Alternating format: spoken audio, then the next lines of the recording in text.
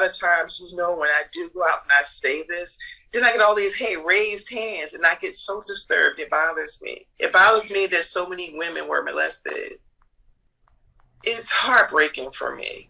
I know one time I spoke my story to somebody, it was like, oh my God, like, have you been through all of that? I'm like, yeah, because I smiled through my pain a lot. So I was very, very, I worked, I almost at one point thought that it didn't happen to me. Since my mother and father were in such denial, I was going through therapy and thinking, well, maybe it didn't happen the way I thought. Maybe he didn't touch me and say that this is what guys do when they love you. Maybe he didn't kiss me in the mouth and then say, like, if I was in such shock because I think I was the type of child that was vulnerable for this. I was a very shy kid that held my head down. I was teased by a lot of kids because of my head, my head size. So I was always going through some type of abusive behavior.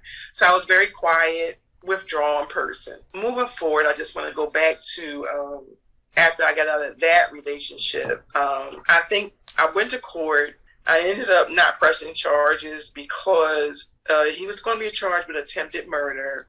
His family was coming for me saying that, if this is his third strike, he's going to go to jail for so long time. So me, with the compassionate heart, I just walked away from that relationship and let it end. It made the newspaper in Delaware County, and they didn't use my name, but they used his name. And I basically, after that, stayed by myself for some time. But I don't recall ever having a good, loving relationship at this point.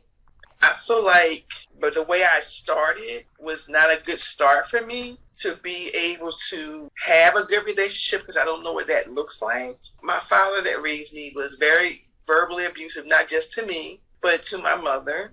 And my mother put up with this until she died. He died. They died the same year, actually. She was taking care of him. He had several strokes. And then she had to take care of herself, and then she died of uterine cancer. During the time that she was sick in the hospital, she went to tell me she wondered what would life have been like had she had let him leave. I was over it at that point. I was just trying to get her better. And I didn't realize that, she was at the end. She didn't say anything.